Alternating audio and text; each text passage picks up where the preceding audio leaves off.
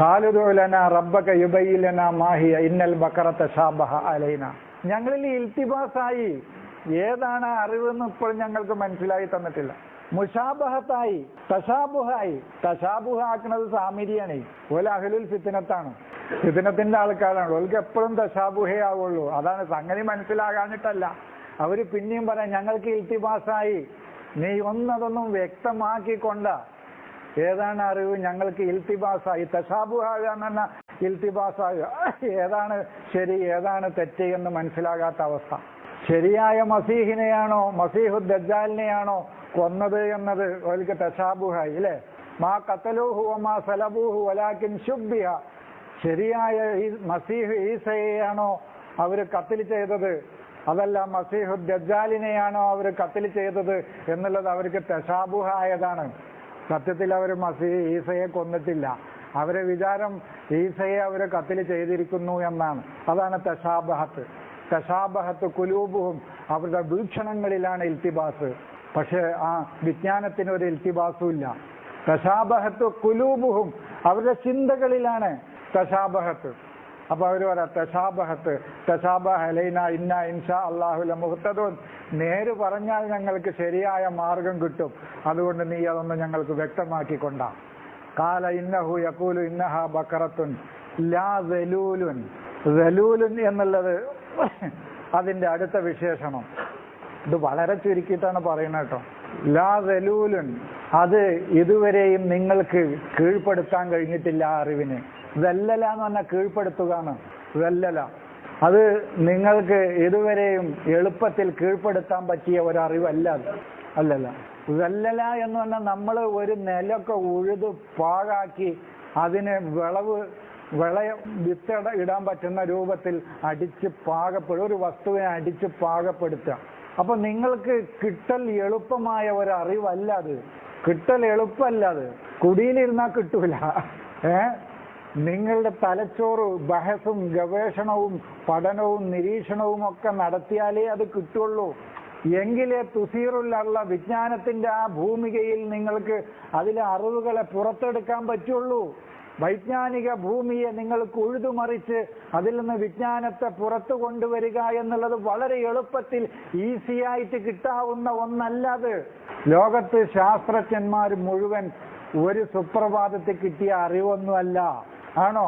നിരന്തരമായ പഠന ഗവേഷണ നിരീക്ഷണങ്ങൾ നടത്തിയിട്ടാണ് പ്രപഞ്ച സത്യങ്ങൾ മുഴുവൻ ഇന്നുവരെ നേടിയത് മുഴുവൻ. ഐൻസ്റ്റീനറ്റ് അല്ലെങ്കിൽ പിന്നെ ഏതെങ്കിലും ഒരാൾക്ക് ആപ്പിള് വീണപ്പോ ഒരു ചിന്ത പെട്ടെന്ന് വന്നത് അപൂർവ സംഭവം മാത്രമാണ്.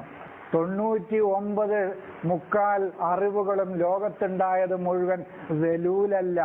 വെലൂലായ അറിവല്ല അത്. പെട്ടെന്ന് കിട്ടിയതല്ലാതെ ഇവർക്ക് നിരന്തരമായ ബഹഫ് ഗവേഷണം, നിരന്തരമായ ഫിക്റത്ത് ചിന്ത, നിരന്തരമായ തജ്രിബത്ത് എക്സ്പെരിമെന്റ്സ് പരീക്ഷണങ്ങൾ, ഇങ്ങനെ കിട്ടിയതാണ്. അങ്ങനത്തെ അറിവാണ് ഈ അറിവ്. അതാണ് തുസീറുൽ അർള. ലാ തസ്കിൽ ഹർസ, അത് നേരിട്ട് ഫലങ്ങൾ നൽകുന്നതുമല്ല, മറിച്ച് നിരന്തരമായ പഠനം കൊണ്ടും പടിപടിയായും ഗവേഷണം കൊണ്ടും മാത്രമേ അതിൽ നിന്ന് നെതീജ ഫലങ്ങൾ കിട്ടുകയുള്ളൂ. അതിന് കൃഷി നേരിട്ടിങ്ങോട്ട് എടുക്കാന്ന് വെക്കണ്ട. അതാണ് കൃഷി. അതിന്റെ നെതീജ പെട്ടെന്ന് കിട്ടൂല. അതാണ് ലാ തസ്കിൽ ഹർസ. വിളവ് പെട്ടെന്ന് കൊയ്യാന്ന് വിചാരിക്കണ്ട. മുസല്ലമത്തുൻ, അത് സല്ലമ, നിങ്ങളെ അറിവിന്റെ കോണിയിൽ നിങ്ങളെ കയറ്റും. അത് സല്ലമ മുസല്ലമത്താണത്.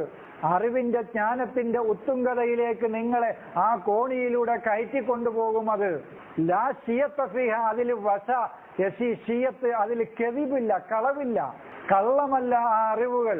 വാശി എന്ന് പറഞ്ഞാൽ കള്ളം പ്രചരിപ്പിക്കുന്നവൻ എന്നാണ് വാശി.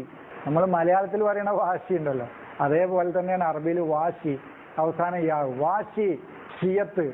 ലാ ഷിയത്ത, അതിന് ഷിയത്തില്ല. ഒരു കെദിബോ ഒരു സൂറോ ഒരു സൈഫോ വ്യാജമോ അതിലില്ല.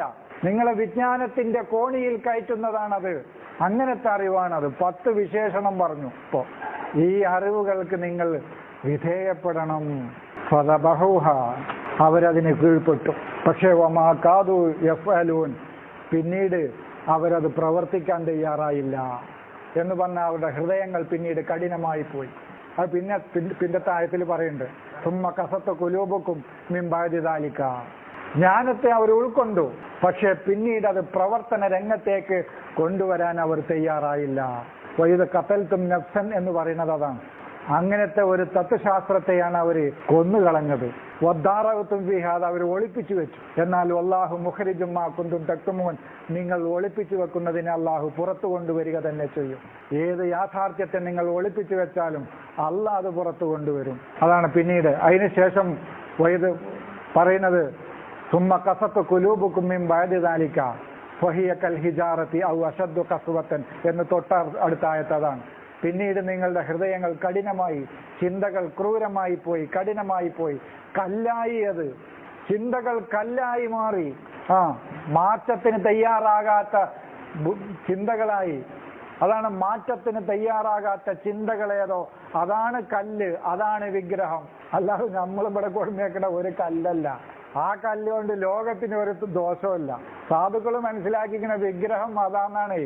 ലോകത്തെ ഏറ്റവും വലിയ വിഗ്രഹം കല്ലായിപ്പോയ ചിന്തയാണ്. മാറ്റത്തിന് തയ്യാറല്ലാത്ത ചിന്ത ഏതോ അതാണ് വിഗ്രഹം. അത് ഓരോ മനുഷ്യന്റെയും ഉള്ളിലാണ്, അമ്പലത്തിന്റെ ഉള്ളിലല്ല. അതൊക്കെ എത്ര വിപ്ലവകരമായ ചിന്തയാണെന്ന് നിങ്ങൾക്കറിയോ ഖുർആൻ മുന്നോട്ട് വെക്കുന്നത്? നിങ്ങൾക്ക് കേൾക്കുമ്പോ ഈസിയാണ്. ലോകത്തെ മാറ്റിമറിക്കുന്ന ചിന്തയാണ് ഖുർആൻ മുന്നോട്ട് വെച്ചേക്കുന്നത്. അതല്ല വിഗ്രഹം എന്ന് ഖുർആൻ പഠിപ്പിക്കുന്നത് അതാണ്. അതല്ല വിഗ്രഹം. അതുകൊണ്ട് ലോകത്തിനൊക്കെ ഒരു ഉപദ്രവമല്ല, അതവിടെ ഇരുന്നോട്ടെ സാധു. അതിനെ തച്ചോടത്തിട്ട് എന്താ കാര്യം? അതിനേക്കാളും നല്ലതൊന്ന് കൊണ്ടുവന്ന് വെക്കും. അതാണ് ഇബ്രാഹിം ചെയ്തത്. മാറാത്ത ചിന്തകൾ, മാറ്റത്തിന് വിധേയമല്ലാത്ത ചിന്തകൾ, അതാണ് അവരുടെ ഹൃദയം പിന്നീട് മാറ്റത്തിന്, അവരുടെ കൽബ് മാറി. അതാണ് കൽബ് എന്ന് പറഞ്ഞാൽ മാറിക്കൊണ്ടിരിക്കുന്ന ചിന്ത എന്നാണ് കൽബ്. മാറിക്കൊണ്ടിരിക്കുന്ന അവരുടെ ചിന്തകളെ കല്ലായി മാറി. അതാണ് സുമ്മ ഖസത്ത് ഖുലൂബുഹും ഫഹിയ കൽ ഹിജാറത്തി എന്ന് പറഞ്ഞത്. അത് പോട്ടെ, അത് ഞാൻ അവസാനിപ്പിക്കുകയാണ്. നമുക്ക് ഇൻഷാ അല്ലാഹ് പിന്നീട് വിശദമായിട്ട് ഇത് വിശദീകരിക്കാം. നമുക്ക് അള്ളാഹു നമ്മെ അനുഗ്രഹിക്കട്ടെ.